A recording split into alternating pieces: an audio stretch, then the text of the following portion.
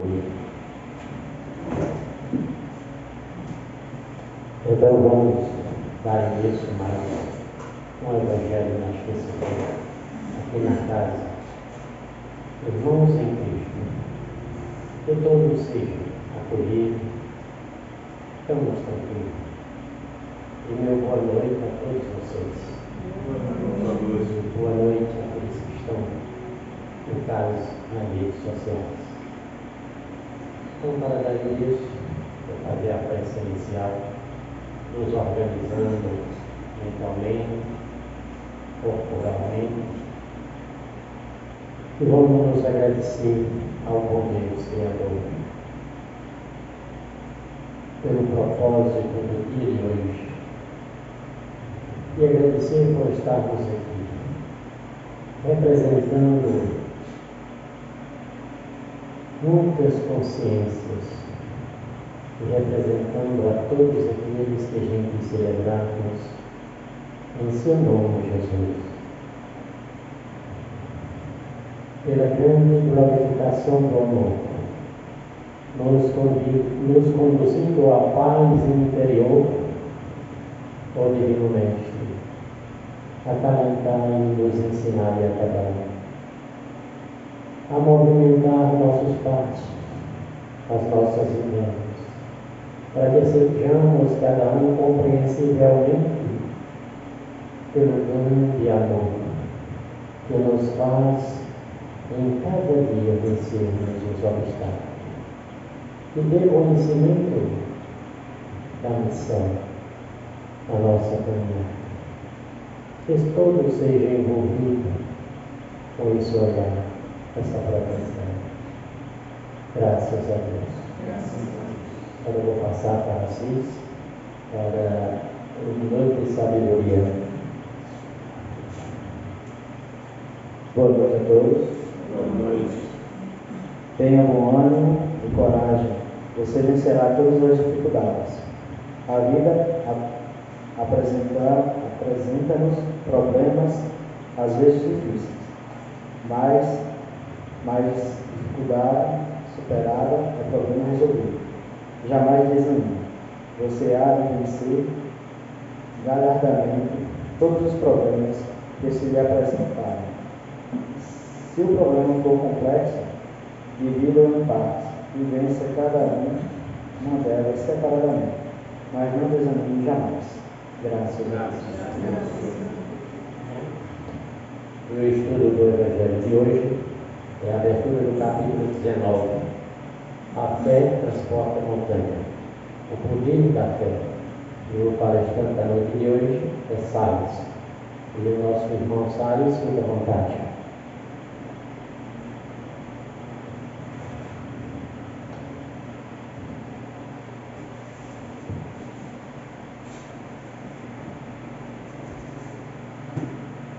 Amados irmãos, Ideal Espírita Cristão, meu cordial boa noite. Boa noite. Sejam todos bem-vindos para mais um estudo do Evangelho de Jesus. Desta feita, como falou o nosso irmão Chico Martins, no capítulo 19 do Evangelho segundo o Espiritismo, conforme organizou nosso irmão Allan Kardec, lá em fevereiro de 1864, vai ser o livro do Evangelho terceiro lançado, e hoje se tornou o nosso livro de cabeceira, até mesmo porque, para aqueles que ainda não sabem, eu esqueci de mandar uma boa noite para os nossos telespectadores, que Jesus nos abençoe e nos envolva com as energias benfeitoras do seu amor. Então, como ia dizendo, o Evangelho de Jesus é luz em nossa vida, é luz em nosso lar, em nosso trabalho, em nosso lazer, na casa espírita, aonde nós estejamos. O Evangelho de Jesus nos fornece a luz que nos salva.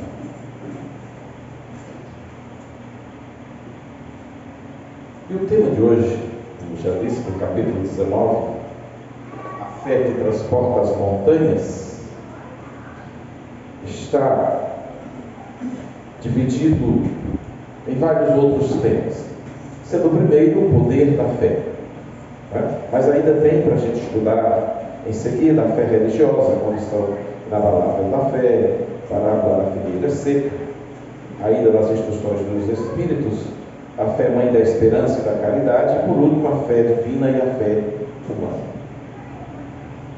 Mas como a abertura fala justamente do poder da fé.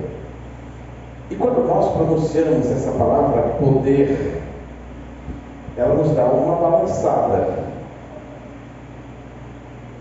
A fé realmente tem poder?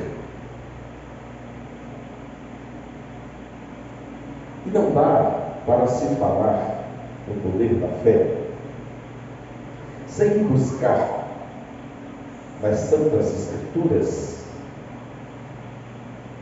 exemplos desse poder de fé. É tanto que o próprio capítulo inicia dizendo assim, que quando ele veio ao encontro do povo, um homem se lhe aproximou e lançando-se a seus pés, lhe disse: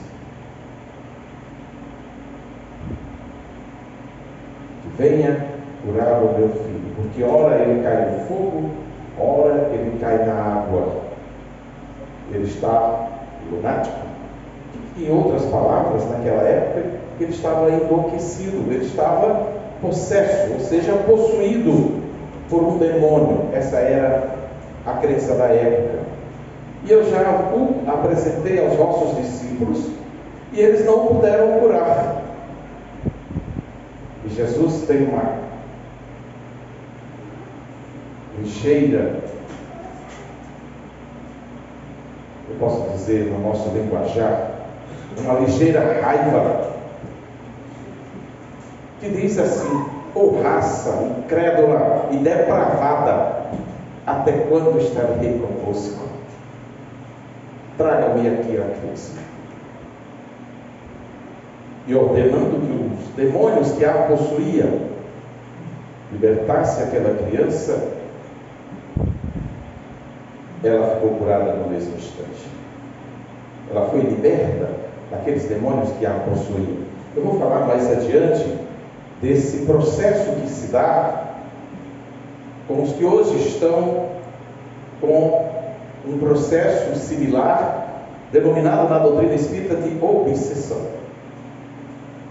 Obsessão nada mais é, para os telespectadores que ainda não compreendem esse linguajar que nós usamos na doutrina espírita, nada mais é do que a perseguição de alguém que num passado distante, longínquo ou próximo, nós os prejudicamos. E agora ele vem cobrar aquilo que nós fizemos com ele.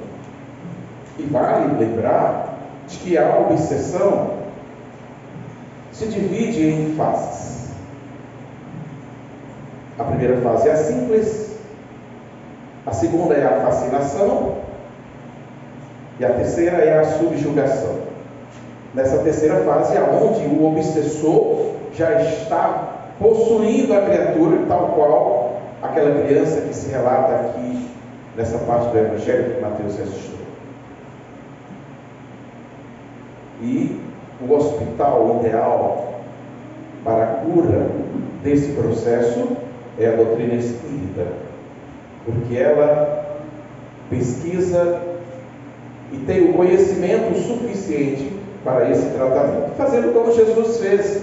Primeiro recolhe o obsessor e depois continua através do passe da água fluidificada do obsesso, ou da criatura que estava sendo maltratada por esse espírito. Mas vale lembrar de que não existe só o obsessor desencarnado. Existem também mais outros dois tipos de obsessão. E eu vou dizer quais são. Existe a obsessão de desencarnado para encarnado, mas também existe a obsessão de encarnado para desencarnado. Olha que interessante. E vice-versa. E ainda existe a auto-obsessão. Eu mesmo me obsediando. Essa é a parte mais complexa das obsessões. É quando eu mesmo me auto-obsedio. E quando é que isso se dá? Só para vocês terem uma ideia dessa complexidade. É quando eu não me perdoo. Eu lembro que uma das primeiras palestras nesse centro foi sobre o auto-perdão. E eu esclareci bem isso. Então as pessoas que não perdoam a si próprias, que não buscam ter essa fé poderosa, essa fé efervescente, essa fé forte, ele estará sujeito a qualquer uma dessas obsessões. E o Evangelho de Jesus no nosso lar, feito com frequência, evitará que sejamos vítimas desses processos. Portanto, é preciso que cada cristão faça o Evangelho de Jesus todos os dias dos seus lares. Se possível, no seu trabalho também. Porque os Espíritos não se encontram só nos nossos lares.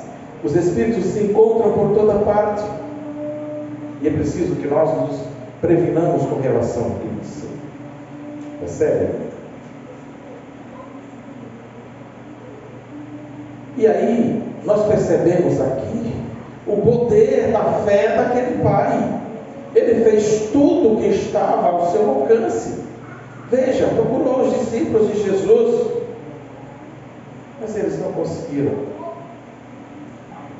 E quando ele tem esse diálogo com os discípulos, que se decepcionam em não conseguir expulsar aquele demônio daquela criança, ou em outras palavras, recolher aquela equipe que o obsidiava, ele perguntou quem o conseguiria. E eles disseram: o nosso mestre. Onde eu posso encontrá-lo? Ele estava lá no meio do povo, fazendo o que sempre fez, com tanto amor. E assim o curou. Mas foi através da fé do Pai, foi através da insistência do Pai, que curou essa criança que estava obsessa. E nós vamos também nos remeter a um segundo exemplo bíblico, que fala da perseverança, do poder da fé. Quem ainda não ouviu falar naquela mulher que sangrava há 12 anos? E pasmem, naquela época, segundo revela o livro Levíticos, os dias que a mulher sangrava, naquele período, ela estava impura. E ela não podia tocar em nenhuma outra pessoa, porque a tornava impura também. Nem também em objetos.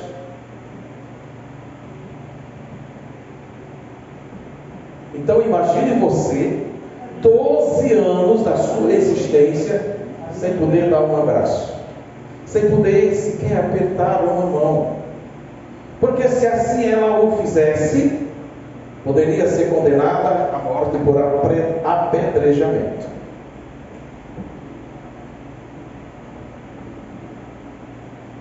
Mas ela tinha boas posses e gastou todo o seu dinheiro buscando o seu tratamento com os médicos mais importantes e mais conhecidos que se tinha na região, segundo Levíticos. Mesmo assim, não conseguiram curar. Até que um dia, ela passou por uma multidão e perguntou o motivo de tanta gente reunida no mesmo lugar. o que estava acontecendo. E aí disseram: é um tal de Jesus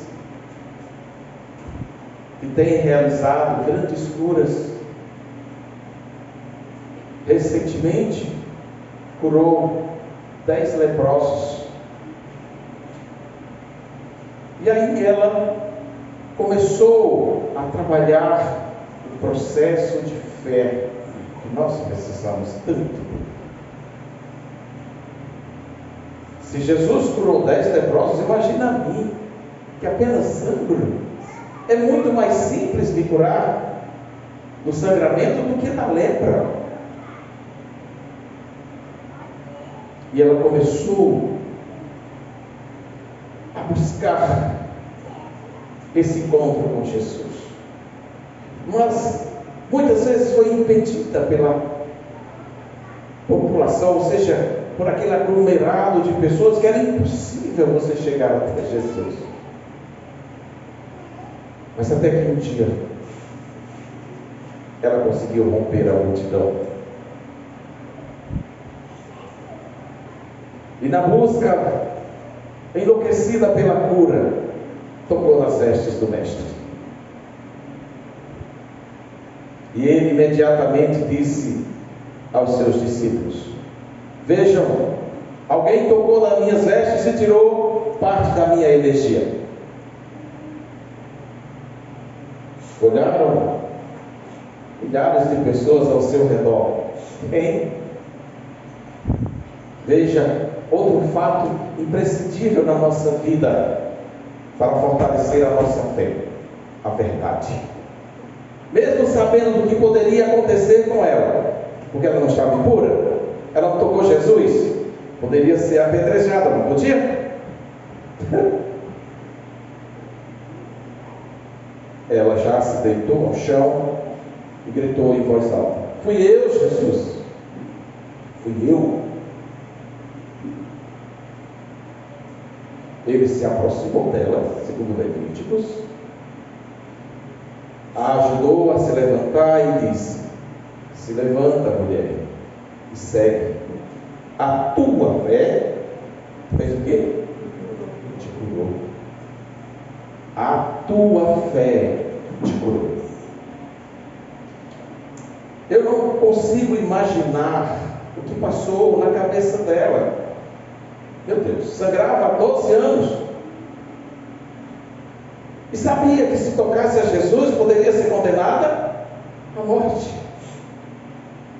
Mas isso tem nome: o poder da fé.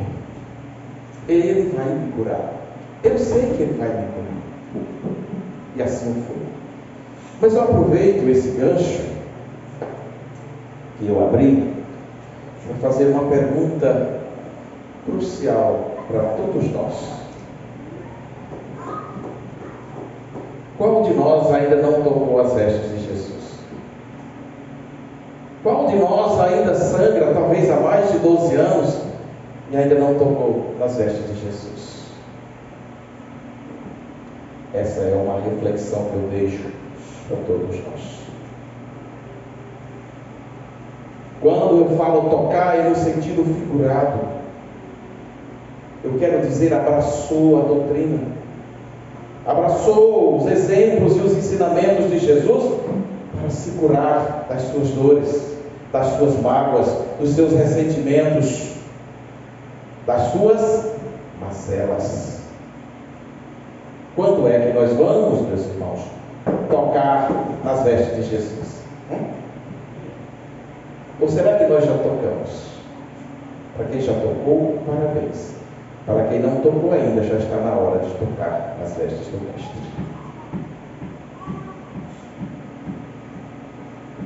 Deixo a reflexão.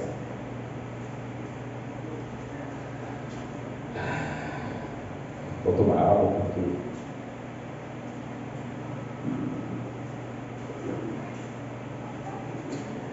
então, adentrando nesse assunto ainda, uma maior profundidade,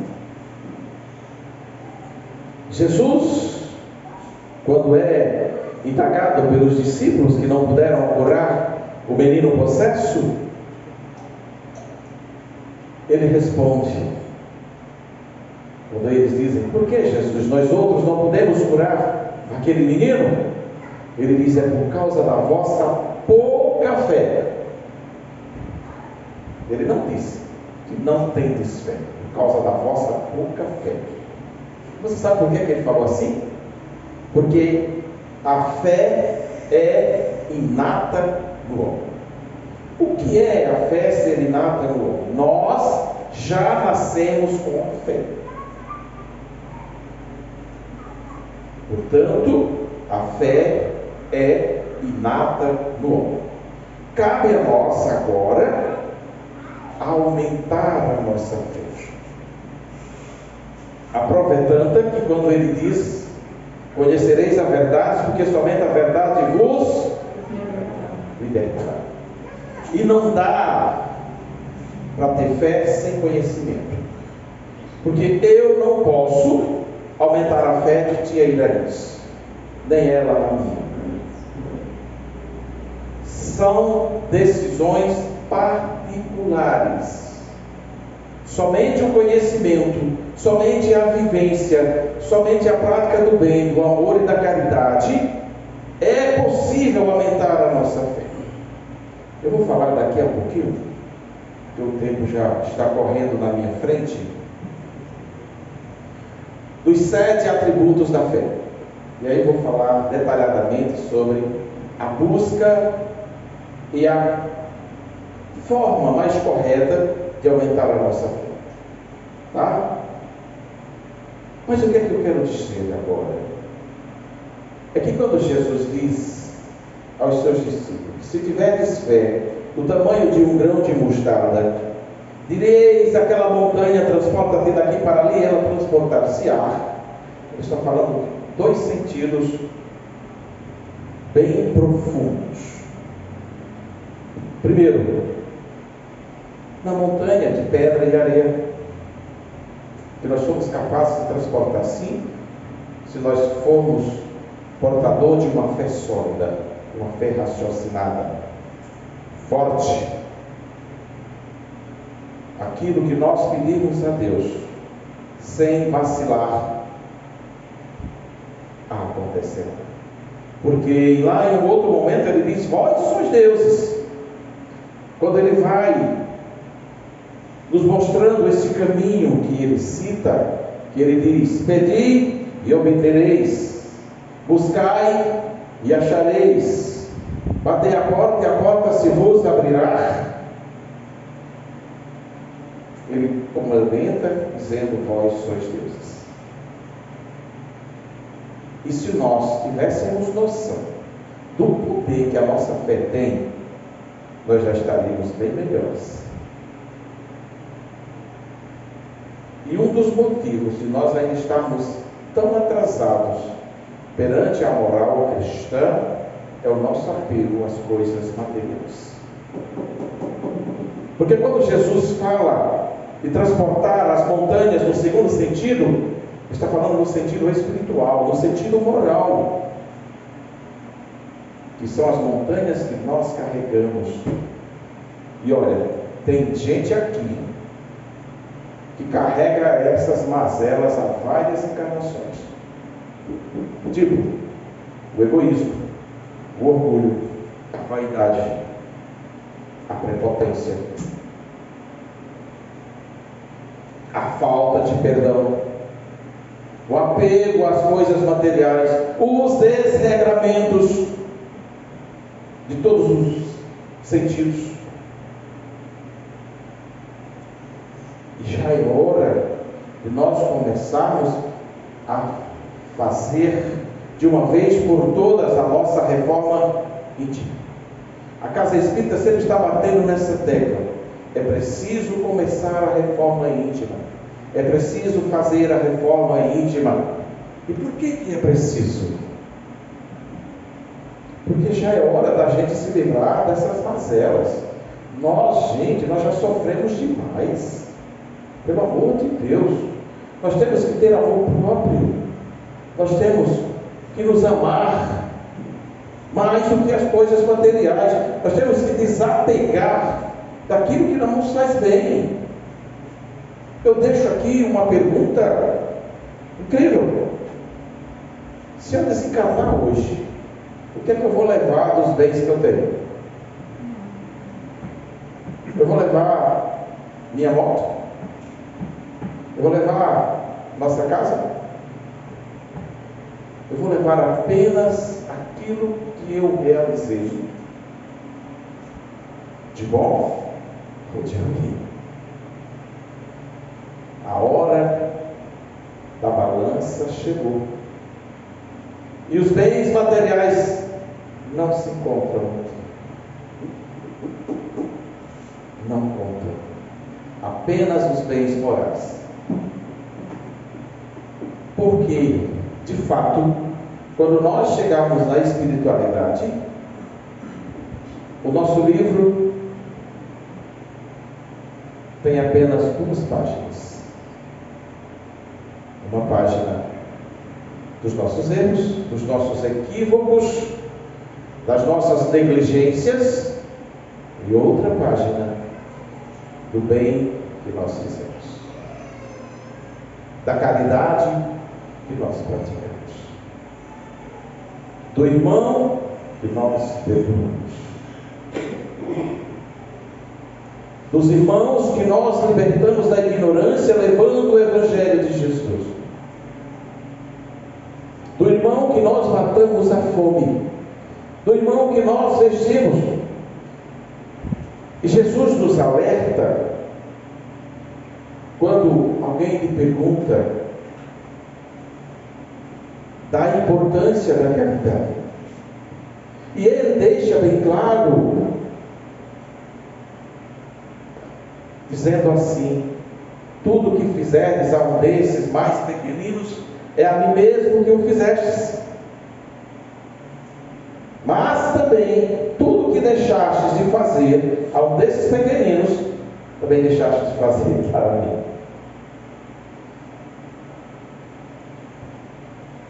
Então nós precisamos fazer essas indagações a nós mesmos. E o Evangelho existe justamente para nos alertar a esse respeito. Quando é que nós vamos nos libertar dos nossos vícios, das nossas manias? Já está passando da hora.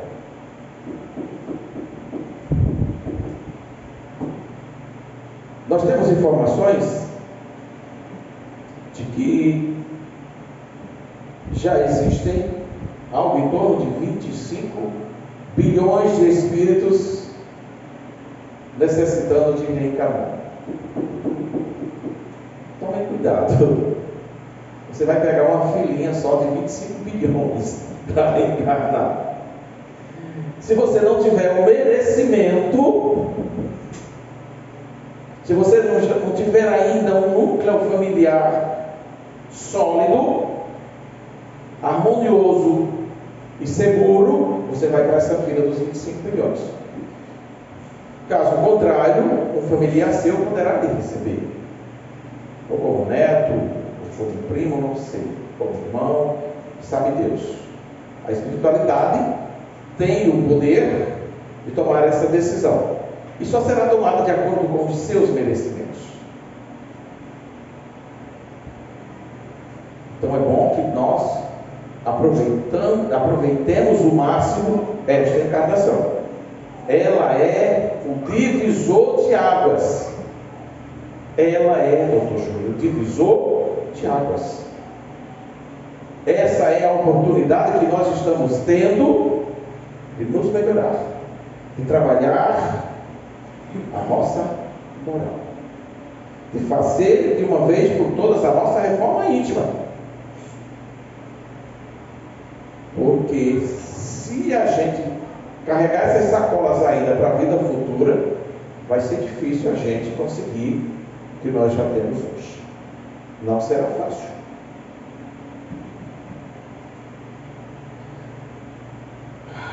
É sério, não é? É bastante sério. Isso é tão sério que quando a gente começa a pesquisar a esse respeito, A gente vai ver lá em Emmanuel, afirmando, ou falando algo a respeito do poder da fé. Veja só o que ele diz. Ter fé é guardar no coração a luminosa certeza em Deus, certeza que ultrapassou o âmbito da crença religiosa. Por que é que ele fala o âmbito da crença religiosa? Porque hoje a fé raciocinada está além da fé religiosa, em que muitas situações é uma fé cega, em que você acredita sem saber por que você acredita, sem saber as razões pelas quais você acredita em determinadas coisas. Porque fulano disse, porque fulano acredita. Eu não sou fulano, não sou ciclano, eu sou eu.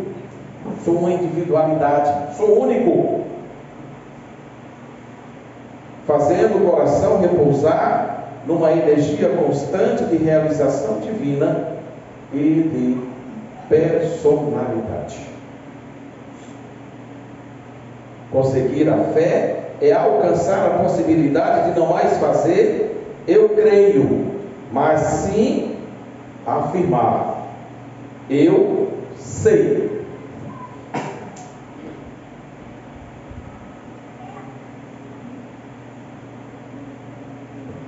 Não apenas eu creio, mas sim eu sei. Vou dar um exemplo. Nós temos prova que Deus existe? Se alguém perguntar a vocês amanhã, me prove que Deus existe, vocês vão dizer o quê?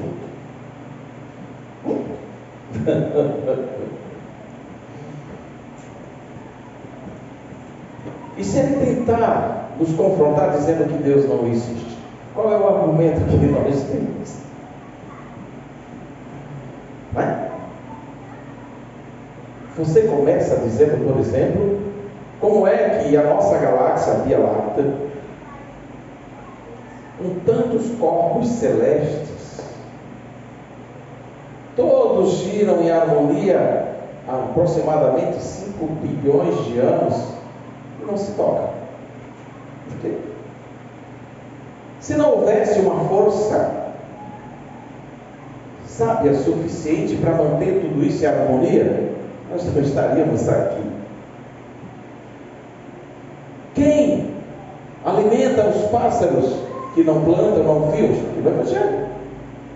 E no entanto não morrem de fome nem de sede. Quem? Se não for eu. Quem mantém a nossa vida? Se não eu. A quem iríamos prestar contas um dia? Se não eu. E sabe por que eu afirmo isso? Porque Deus é muito mais do que nós possamos imaginar. Para vocês terem ideia do que eu estou tentando lhes dizer, eu vou falar dos 5 atributos de Deus. Quem conhece aqui? Mas vão conhecer agora. Deus é onipresente. Não vá fazer algo pensando que Deus não está presente, porque Ele está. Ele está presente em todos os lugares do mundo. Segundo, Deus é onisciente. Ele tem ciência de tudo.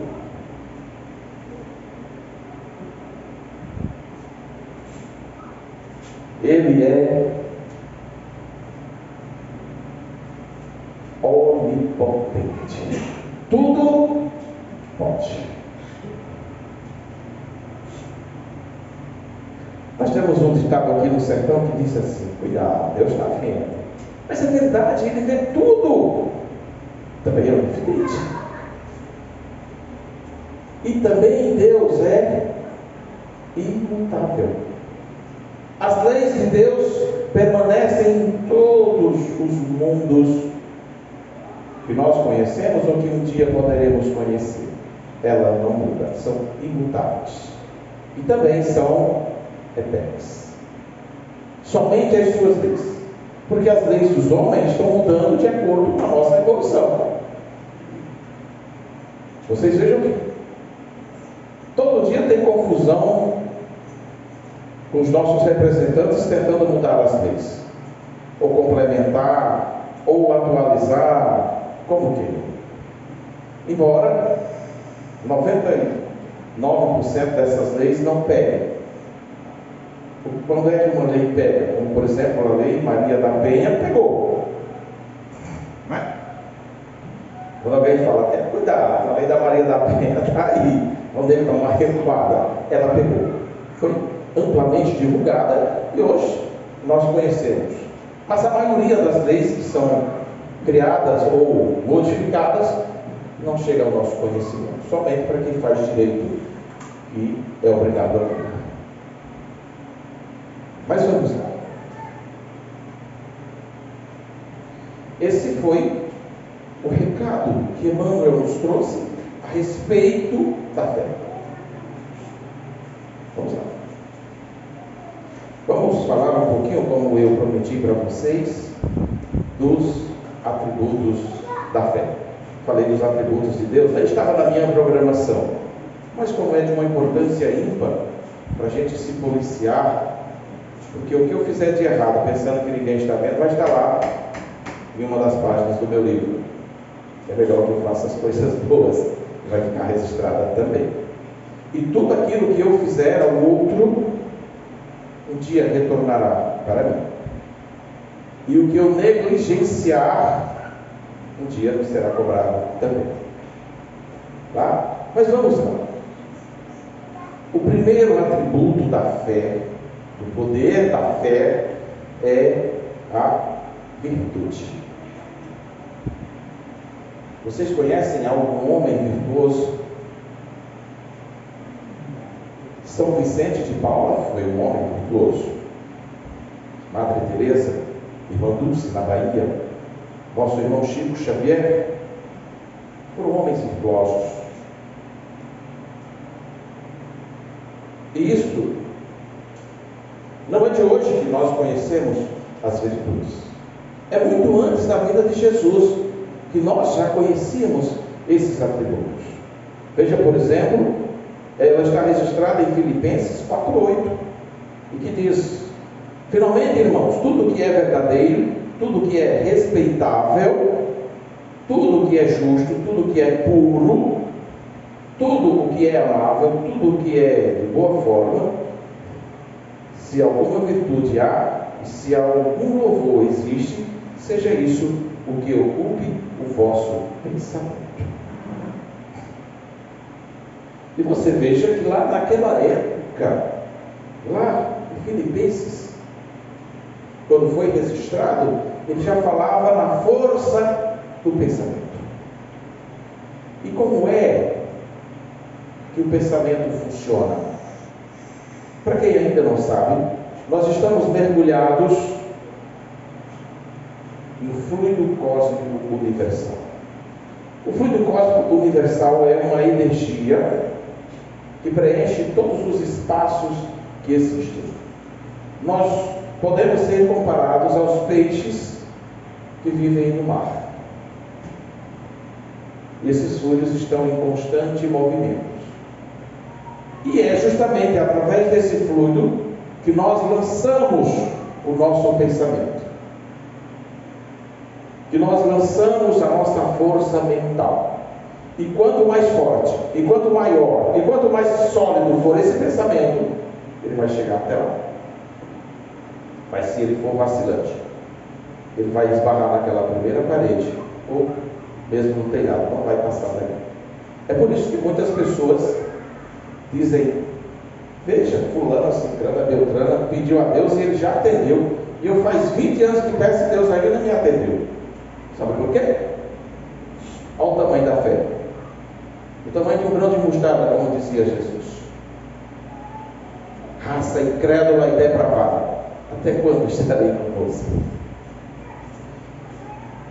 Segunda virtude: conhecimento. Quando Jesus fala Conhecereis a verdade, porque somente a verdade vos libertará. Já estava aqui. Já estava aqui. Lá em Provérbios 14, 18. Podem pesquisar. Façam como eu fiz, como eu faço com frequência. Estudem, pesquisem, busquem o conhecimento e se libertem.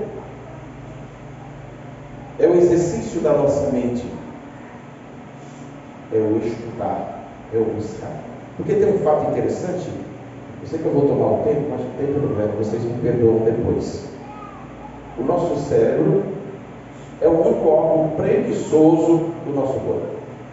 Vocês sabem qual é o grande desejo do nosso cérebro? Sombra e água fresca, Francisco. Se ele pudesse nos manter apenas dormindo, comendo, sem nada a fazer, sem nem mesmo estudar, é tudo que ele sonha. Mas quem comanda ele é o nosso espírito. Aí se o nosso espírito for preguiçoso, é a casa no botão, tá certo? Você passa uma existência inteira e não cresce nada. Mas o nosso cérebro tem que nos obedecer. O nosso cérebro tem que evoluir. E se a gente não buscar, ele vai continuar preguiçoso como sempre o foi. Então vamos ver o que diz o conhecimento. Os tolos recebem o que a sua tolice merece. Mas os ajuizados são recompensados com o conhecimento. Vamos lá. Provérbio 14, 18.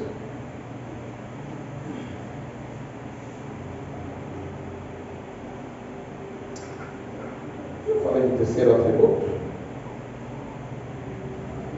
Falei não, não. Deixa eu ver se eu trouxe. Acho que eu misturei aqui as coisas. Mas, pronto, voltei. Vamos lá. O terceiro atributo é domínio próprio. Muitas pessoas, São Maria vai com as outras.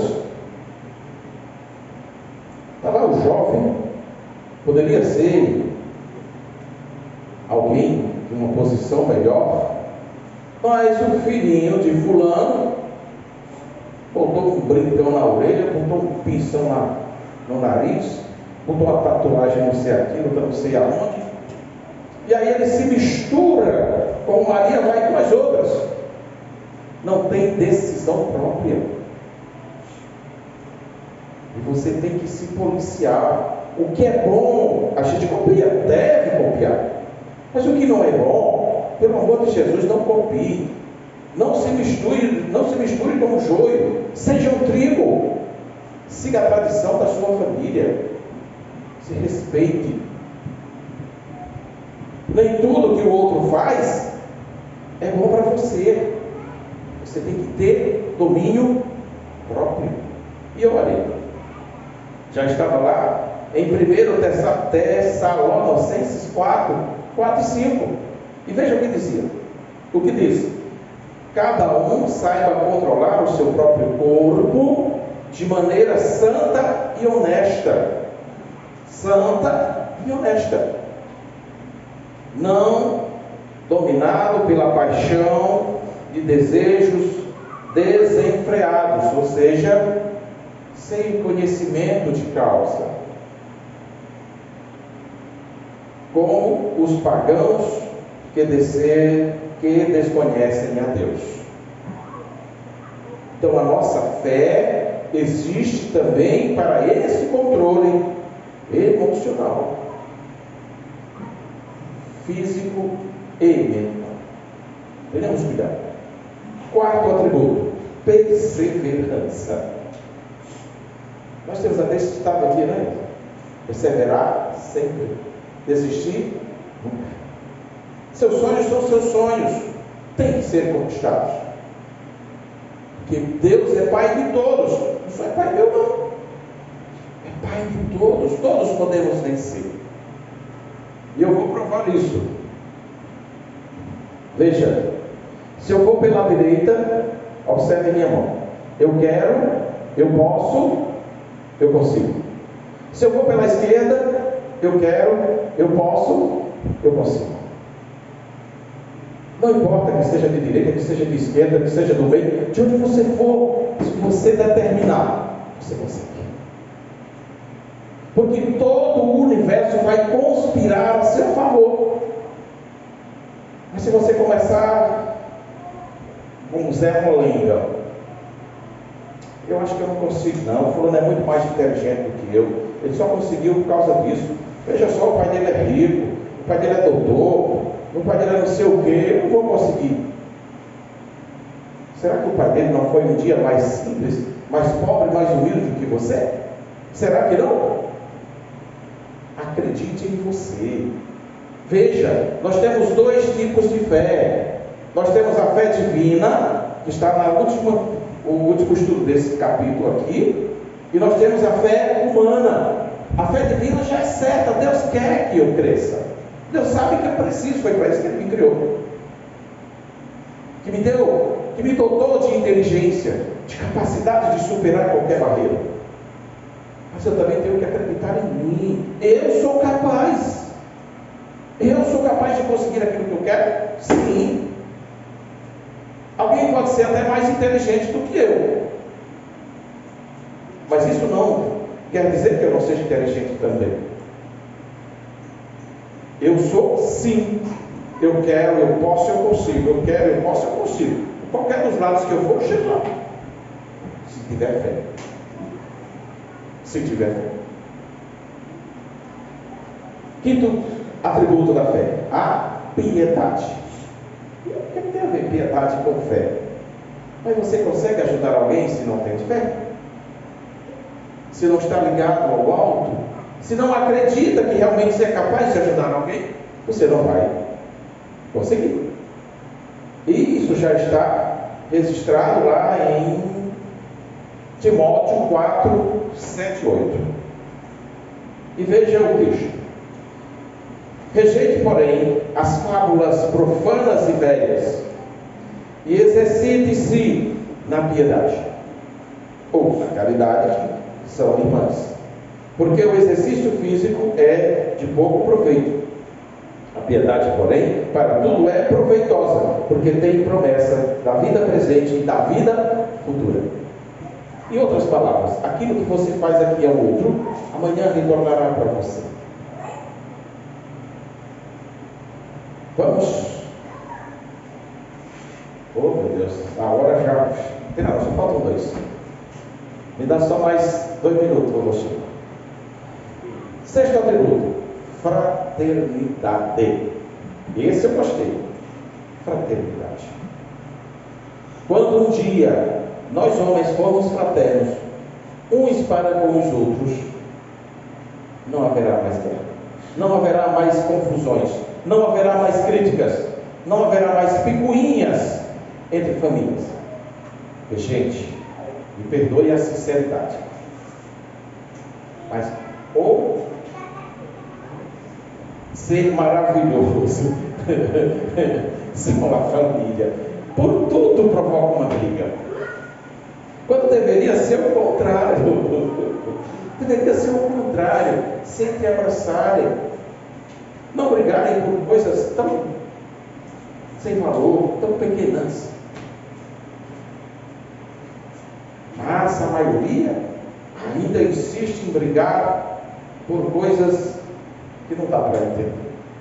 Me perdoe a sinceridade, mas vocês me matam de vergonha quando fazem isso. Mas vamos lá. Amai-vos dedicadamente uns aos outros com amor fraterno, preferindo dar honra a outras pessoas mais do que a si próprios. Está aqui em Romanos 12:10. Romanos 12:10. Vocês sabem como é que funciona na espiritualidade? Quando a gente acorda para cuidar do outro. Porque na espiritualidade, já que não existe onde o mal não domina, aonde a fraternidade prevalece, nós estamos preocupados em cuidar daqueles que ainda não estão em nosso nível. Quem já esteve no hospital espiritual sabe do que eu estou falando. O que reina de verdade, de fato e de direito é a fraternidade, é o amor fraterno, que foi o maior exemplo que Jesus nos deu. Um exemplo tão grande que o seu maior traidor, que foi Judas Iscariotes, depois que praticou o suicídio, que foi para o vale dos suicídios, num lugar mais denso, tão denso que ele não conseguia nem mesmo levantar a cabeça, com temperaturas que chegam a quase 100 graus, sem ar, sem água, sem luz, sem nada. E Jesus não subiu aos céus enquanto não o resgatou. Inclusive o pai, segundo relata o nosso irmão no livro Revelação, mandou um anjo para acalmá-lo naquele momento, para o ajudar a superar o seu último momento. E ele agradeceu e disse: meu irmão, vá até Judas, ele sim precisa de você, eu estou me recompondo e já eu o resgatarei junto contigo. E ele ficou guardando a Judas até que Jesus chegasse e os dois o resgatassem. Isso é amor fraterno, meus irmãos.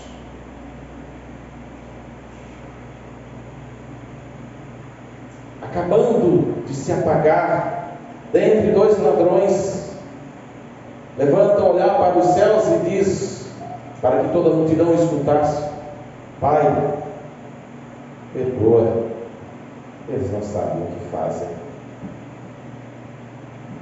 Em um outro momento ele diz assim: são cegos que conduzem cegos, e ambos cairão no fosso.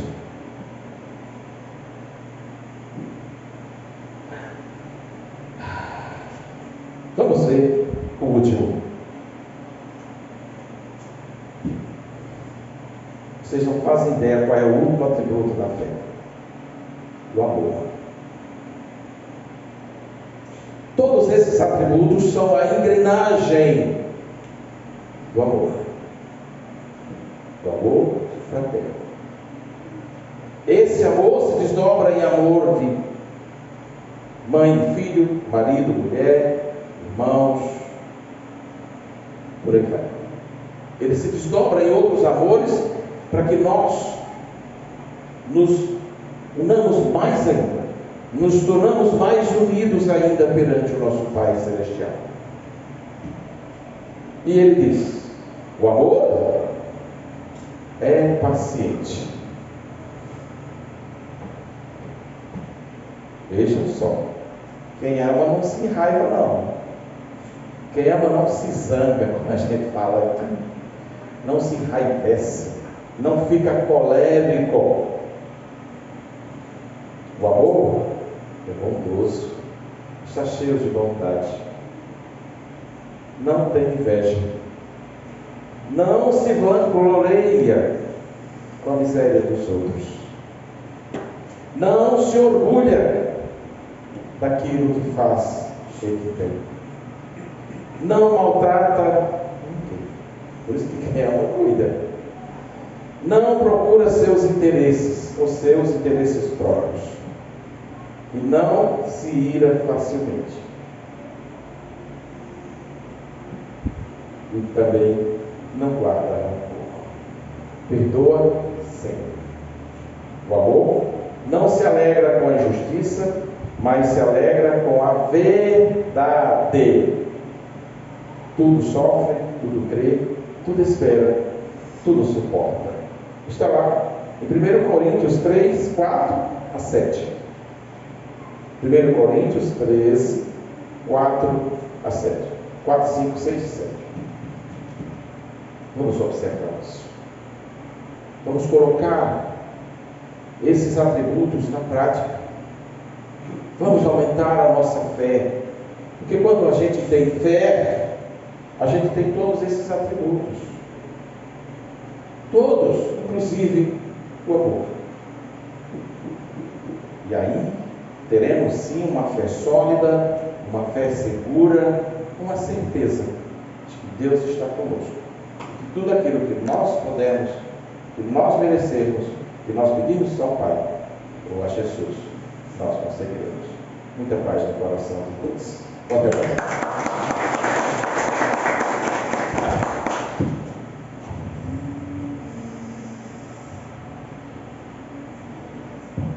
Então, nos agradecemos pela presença de todos e pelas colocações do Evangelho que os pais trouxe na noite de hoje.